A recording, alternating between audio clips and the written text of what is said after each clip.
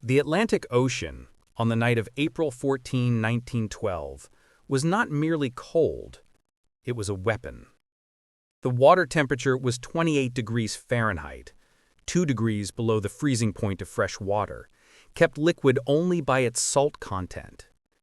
At this temperature, the human body does not simply get cold, it undergoes a catastrophic, systematic failure. When a person hits water this cold, the first reaction is the cold shock response. You gasp involuntarily. If your head is underwater when you gasp, you drown instantly.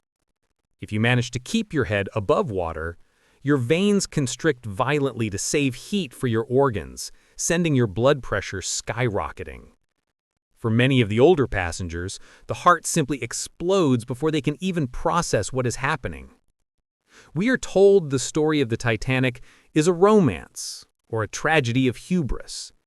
But the reality of the final hours is a story of mathematics, physics, and a series of agonizingly small human errors that accumulated into a mountain of death. We know the ending. The band plays, the ship sinks, the survivors row away. But the untold story lies in the silence between those moments. It lies in the engineering secrets buried in the hull before the ship even left Southampton. It lies in the optical illusions caused by the weather that made the iceberg invisible until it was inches away. And it lies in the terrifying decisions made by men standing in a brightly lit room, realizing they had 90 minutes to evacuate a floating city that was never designed to save everyone. Tonight, we are scrubbing away the Hollywood gloss. We are going to walk the slanted decks minute by minute. We will descend into the boiler rooms where men shoveled coal until the water swallowed them. We will analyze the mystery ship that sat idle just 10 miles away, watching the Titanic die. This is not just the story of a sinking, it is a forensic reconstruction of the most famous disaster in history. We are going to uncover why the unsinkable ship was actually a ticking bomb from the moment it touched the water. This is the untold story of the Titanic's final hours. To understand why the Titanic failed so catastrophically, we have to look at the ship before it even struck the ice. For decades, a crucial detail was buried in inquiry archives. The Titanic was on fire when she left port. There was a smoldering coal fire in bunker number 6 located on the starboard side, the exact side that would eventually hit the iceberg. This wasn't a small flame. It was a massive, stubborn furnace burning at over 1,000 degrees Fahrenheit inside the coal storage. The heat was so intense it warped the steel bulkhead, making the metal brittle and reducing its structural integrity by up to 75%. When the iceberg struck, it didn't just tear through fresh steel, it tore through steel that had been cooked for days. The ship was already wounded before the voyage began. But why did they hit the iceberg at all?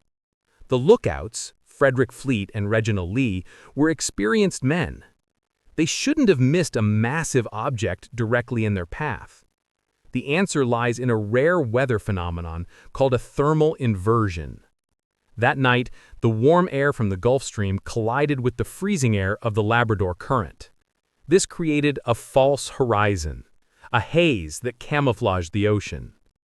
The stars were so bright and the water so calm that the horizon line blurred. The iceberg didn't appear as a white shape against a dark sea, it appeared as a dark void against a dark sky. By the time Fleet saw the black mass blotting out the stars, the iceberg was less than 500 yards away. At 11:39 p.m., the bell rang 3 times. On the bridge, First Officer William Murdoch made a split-second decision that has been debated for a century. He ordered hard a starboard to turn left, and he threw the engines into reverse. This was the fatal mistake. The Titanic's rudder was small for a ship of her size, and it required a heavy flow of water moving past it to steer effectively. By reversing the engines, Murdoch slowed the water flow over the rudder, crippling the ship's ability to turn. If he had kept the engines at full speed, the ship likely would have turned in time. Or if he had done nothing and rammed the iceberg head-on, the reinforced bow would have crumpled, but the ship would have stayed afloat. Instead, he drifted into the worst possible scenario, a long, grinding sideswipe that opened the hull like a tin can. The collision itself was underwhelming. It wasn't a movie-style crash that threw people to the floor. It was a faint grinding noise, described by some passengers as the sound of tearing calico cloth, or a heavy chain being dragged across a metal floor. In the first-class dining saloon, the silver rattled slightly on the tables. In the steerage cabins below, however, the reality was immediate. Ice water hissed into the forward compartments. The firemen in Boiler Room 6 saw the steel plates bulge and burst, sending a jet of seawater knocking them off their feet. Captain Edward Smith was summoned to the bridge. Smith was the Commodore of the White Star Line, the millionaire's captain. He was supposed to retire after this trip. Now he was facing a nightmare. He called for Thomas Andrews, the ship's chief designer. Andrews was a man who knew every rivet of the Titanic. He carried the blueprints in his mind. The two men, along with the ship's carpenter, went below decks to assess the damage. What they found chilled them more than the Atlantic air. The mailroom was already flooded. The squash court was filling up. The water was rising in the forward 6 compartments. Andrews grabbed a notepad and did the math. The Titanic was designed to float with her first 4 compartments flooded, but the iceberg had sliced through 5. It was a mathematical impossibility to survive. As the bow filled with water, it would pull the ship down, spilling water over the top of the watertight bulkheads into the next compartment, and then the next, like water filling an ice cube tray. Andrews looked at Captain Smith, a man who had spent 40 years at sea, and delivered the sentence, "The ship is doomed." When Smith asked how long they had, Andrews gave a precise, terrifying estimate, an hour and a half, possibly 2. It was midnight. The clock was now the enemy. While the physical ship began to die, a different drama was unfolding in the Marconi wireless room. The operators, Jack Phillips and Harold Bride, were exhausted. The day before, the wireless equipment had broken down, and they had spent hours fixing it against regulations. They were backed up with commercial messages from passengers wanting to send greetings to New York. Earlier that evening, a ship called the SS Californian, located just miles away, had tried to radio a warning about ice. Phillips, stressed and jammed with work, had tapped back, "Shut up, shut up, I am busy, I am working Cape Race." The Californian's operator, Cyril Evans, offended by the rebuke, turned off his radio and went to sleep at 11:30 p.m., 10 minutes before the Titanic hit the iceberg. Now, at 12:15 a.m., Captain Smith ordered Phillips to send a distress call. Initially, they sent CQD, the standard British distress signal, meaning all stations, distress. But later, Harold Bride jokingly suggested they try the new international signal, SOS, saying it may be your last chance to send it. The Titanic became one of the first ships in history to use the SOS signal. The airwaves screamed with their desperate pleas. They reached the Carpathia, but she was 58 miles away. 4 hours of steaming. The Titanic had 2 hours of life. The math simply didn't work. The tragedy of the Californian is the most infuriating part of the night. Officers on the deck of the Titanic could see the lights of a ship on the horizon. It was the Californian. They fired white distress rockets, 8 of them, one after another. On the Californian, the crew saw the rockets. They woke their captain, Stanley Lord, but Lord, in a display of staggering incompetence or apathy, decided the rockets were likely company signals or fireworks for a party. He didn't wake his radio operator. If he had, Evans would have heard the screaming SOS from the Titanic. The Californian could have arrived within an hour. She could have saved almost everyone. Instead, she sat drifting in the ice, a silent spectator to a massacre. Back on the boat deck, the unsinkable branding was backfiring. Captain Smith, perhaps in a state of psychological shock, failed to give a general abandon ship order. There was no PA system, no alarm bells ringing in the passenger corridors. He was terrified of panic. If 2,200 people realized there were only lifeboats for 1,100, the ship would become a riot zone. So the stewards were ordered to be polite. They knocked on doors, asking people to put on life belts as a precaution. This softness cost lives. Passengers in first class, warm and comfortable, refused to go out into the freezing night to board small open wooden boats hanging 70 feet above the black water. They didn't believe the ship was in danger. The Titanic was solid, the ocean was dangerous. Why trade the former for the latter? As a result, the first lifeboat, number 7, was lowered at 12:45 a.m. with only 28 people on board. It had a capacity of 65. Lifeboat number 1 left with only 12 people. In the first 20 minutes of the evacuation, nearly 400 seats, 400 lives were wasted because of a lack of urgency. Then came the infamous order, women and children first. But on the chaotic deck, this order was interpreted differently by the 2 officers in charge. On the starboard side, First Officer Murdoch interpreted it as women and children first, then men if there is room. He saved many lives, including men. On the port side, Second Officer Lightoller interpreted it as women and children only. He lowered boats that were half empty rather than letting a single man on board. He watched boat number 4 go down with empty seats while men stood quietly on the deck, smoking cigarettes, watching their chances of survival disappear because of a rigid adherence to a misunderstood rule. While the wealthy struggled with the concept of mortality on the upper decks, the true heroes of the Titanic were dying in the dark below. These were the engineers, the electricians, and the firemen. When the collision happened, they didn't rush to the lifeboats. They rushed towards the danger. Led by Chief Engineer Joseph Beale, the engineering crew worked frantically to keep the dynamos running. They knew that if the lights went out, panic would ensue, and the evacuation would be impossible. They kept the pumps going, fighting a losing battle against the Atlantic to buy the ship a few more minutes of life.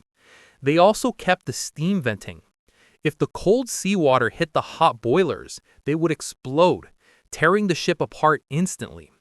The deafening roar of steam escaping the funnels made communication on deck nearly impossible, but it prevented a catastrophic explosion.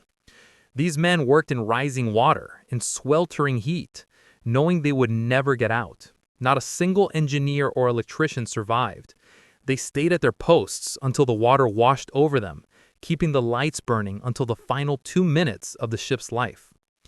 The fact that the Titanic remained illuminated until the break is a testament to their sacrifice. In third class, the situation was descending into a nightmare.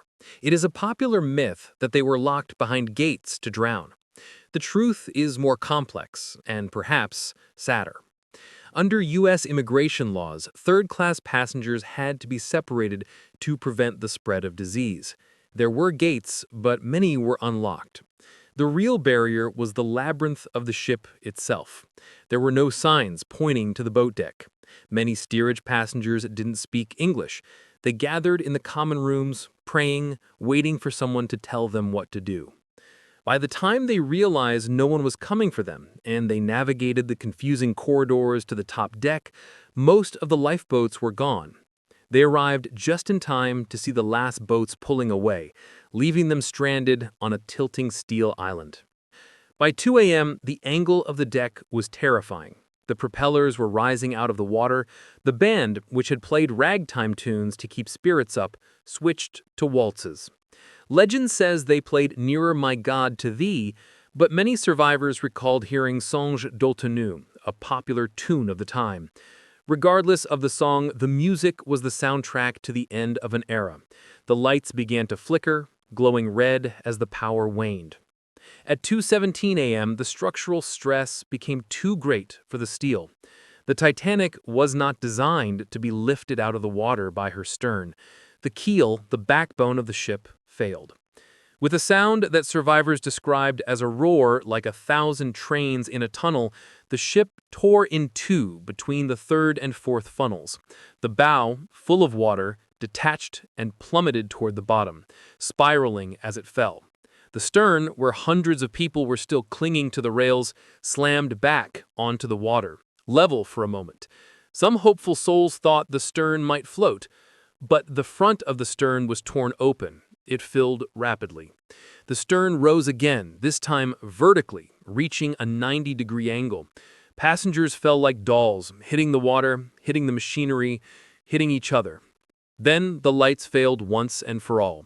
In the pitch black, the stern paused, bobbing like a cork, before sliding smoothly and silently beneath the surface. The largest moving object ever built by human hands was gone. What followed was the most harrowing part of the disaster. 1,500 people were now floating in the water. They were not drowning, they were freezing. The sound, according to survivor Jack Thayer, was a long, continuous wailing chant. It wasn't individual screams, it was a collective drone of terror and shock. In the lifeboats, people sat, paralyzed. They were terrified that if they rowed back to help, the swimmers would capsize their boats in panic. So they waited. They listened. Officer Lowe in Boat 14 was the only one to organize a rescue. He transferred passengers to other boats to empty his own, then rowed back into the darkness. But he took too long. By the time he reached the debris field, the wailing chant had faded. The water was silent. He found a sea of life jackets bobbing gently in the swell. The bodies looked peaceful, heads tipped back, as if asleep. The cold had done its work. Lowe found only 4 men alive. One died shortly after being pulled aboard. At 4 a.m., as the dawn began to break, the RMS Carpathia arrived. The survivors in the lifeboats, frozen and traumatized, saw the rockets of the rescue ship. But for the 1,500 people in the water, the rescue came 4 hours too late. The sinking of the Titanic was more than a maritime disaster. It was a psychological watershed moment for the world. It shattered the Edwardian illusion that mankind had conquered nature. It exposed the rigid class structures of society, where money could buy a lifeboat seat, but not survival. It revolutionized safety laws, establishing the International Ice Patrol and mandating radios on ships be manned 24 hours a day. But the untold story leaves us with a haunting realization. The Titanic didn't sink because of one bad decision. It sank because of a perfect storm of complacency. It was the fire in the bunker, the mirage on the horizon, the arrogance of the captain, the silence of the Californian, and the missing binoculars. It was a failure of systems, not just a ship. Today, the wreck lies 12,500 feet down, slowly being consumed by Halomonas titanicae, a rust-eating bacteria named after the ship. Scientists predict that within 20 to 30 years, the wreck will collapse entirely, leaving only a rust stain on the ocean floor. But the story remains. It is a permanent warning about the fragility of human ambition. As we look back at those final hours, we see ourselves. We see our reliance on technology, our belief in safety, and our vulnerability to the indifferent power of the natural world. The Titanic is gone, but the echo of its final hours still rings in the cold Atlantic air.